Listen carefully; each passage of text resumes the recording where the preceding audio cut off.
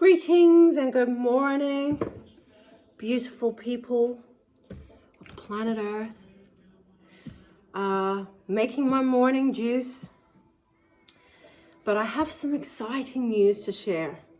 And well, I mean, at least, I think it's exciting, but and that is I am writing the sequel to Eyes of the Scarlet Rose. So for those of you that have read the book, and I hope you enjoyed it, I am 10 chapters in Eyes of the Scarlet Rose #2. And it's taken a real long time to decide to write the second book. I always knew that, of course, because the story does continue. A lot of the things that happen is based on true events, is based on true people. And I have to write in a way that I'm not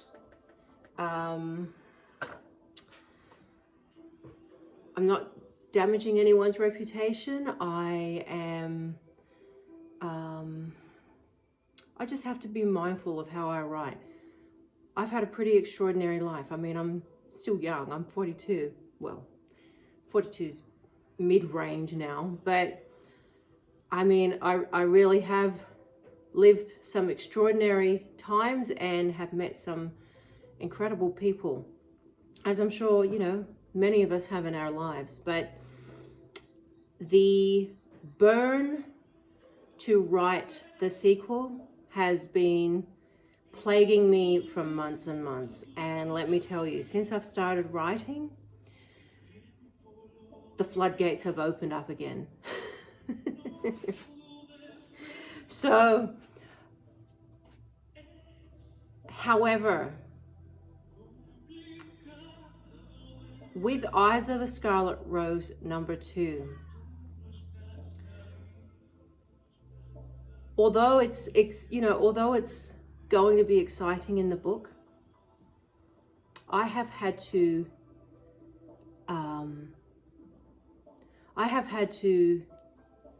diminish, I have had to downplay the real life scenario. I have to. There is no way around it. If I don't want to be sued to the ends of the earth. But not only that, that's not what scares me the most.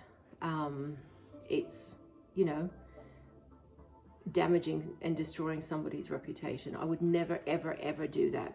However, I do want to write about some of these events that happened that had a profound impact on my life. And the best way to do that is fictionalizing it in a story. I'm not going to give anything away. Who's what's true, what's not. However, the story of Bonnie continues. So, usually if things are based on true events, the author has the capacity to enhance the story and fictionalize it and make it fit into however they want. In this case, for me, the actual truth is more exciting than how it's going to be written in the book. And it has to be that way. There's no way around it. In fact, I even got legal advice on it. I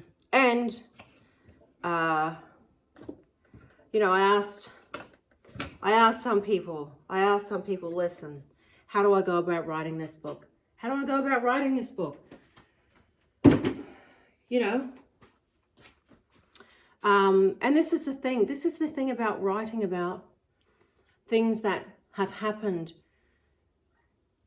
Even if you don't use their name, if they're very well-known people or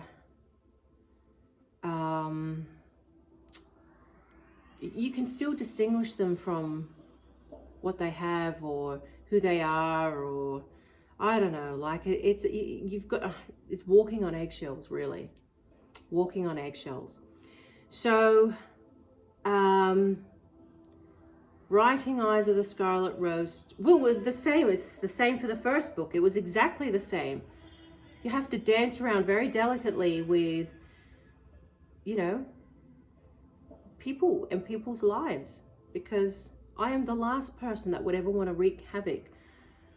You know, I'm not one of those broads that would go to a media outlet or a magazine, something like the Daily Mail, and sell my story just for a couple $1 million or something like that. That's going to be the tackiest shit ever, in my opinion. And my integrity is much more clear than that, much more sharper than that. I would never ever do that to someone. In fact, I even asked for permission with some of the characters in Eyes of the Scarlet Rose 1 if I could base the characters on them. And yeah, that's one way around it. But this second book, the scope is much larger, and I have to be careful with how I present the story. And I'm not saying it's all true and it's all real. Like it says at the start of the book as a disclaimer, you know, this is a fictional story. So there's a lot that's been fictionalized to mold it in. And so those that know me, though, however, will know that they'll know what's real and what's not. So yeah. So that's what I've been working on.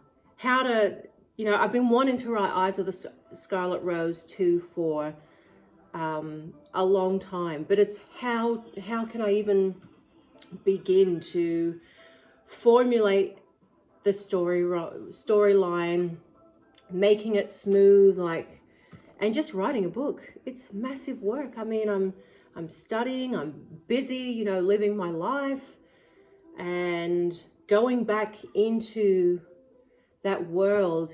I mean, you really are taken back to memories and events and people. Like when I write my books, when I've been writing Eyes of the Scarlet Rose, I am back in, like my memory is so vivid. I'm back in that time frame. I'm back in that situation. I'm back, you know, in that lifestyle that I once lived.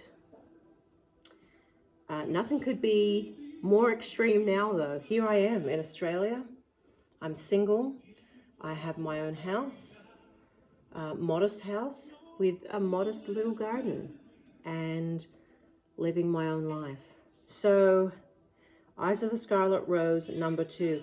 And let me tell you, I have never been hounded more about this one book, about a sequel. In fact, there's a couple of women, local women from, well, that used to be around here, that every 6 months I will get an email saying, listen, I don't mean to bother you, but could you give me an indication when you're going to be writing Eyes of the Scarlet Rose 2?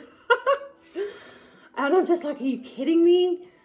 And so I haven't said anything. Like, this is not going to be a public video, people of Earth. This is Patreons only and members only on YouTube, because I do not want that pressure from people to hurry up and put out this second book. I will release it when it is done properly.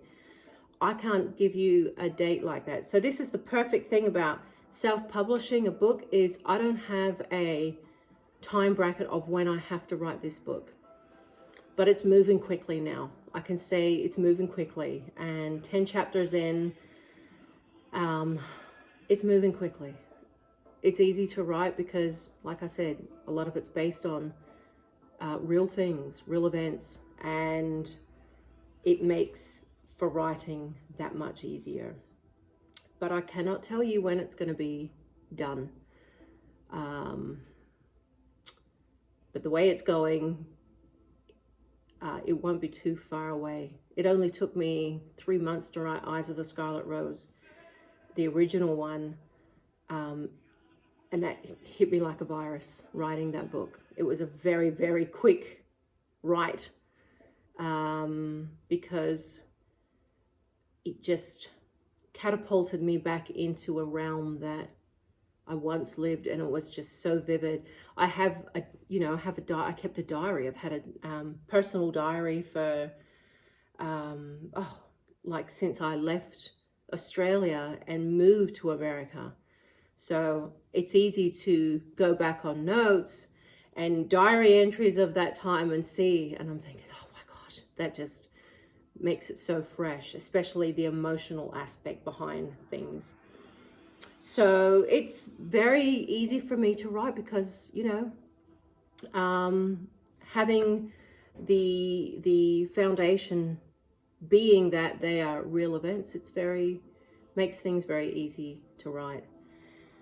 So, it feels really, really good to be back in the world of Eyes of the Scarlet Rose. Feels good to be back into the world of Marcus Almeida and Bonnie DeHaro.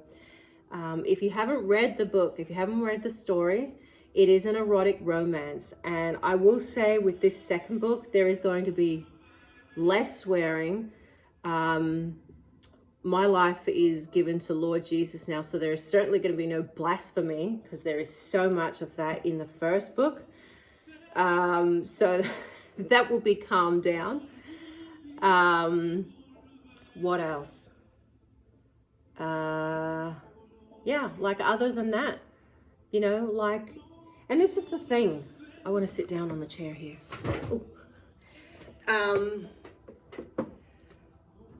Even though I've, given myself to Lord Jesus and my life has drastically changed, in the past year, I'm still the same person. I love romance. I love love. I love, passionate encounters and sensual encounters, especially like writing in my book. This is healthy. This is a human being thing. This is what this is innately within us.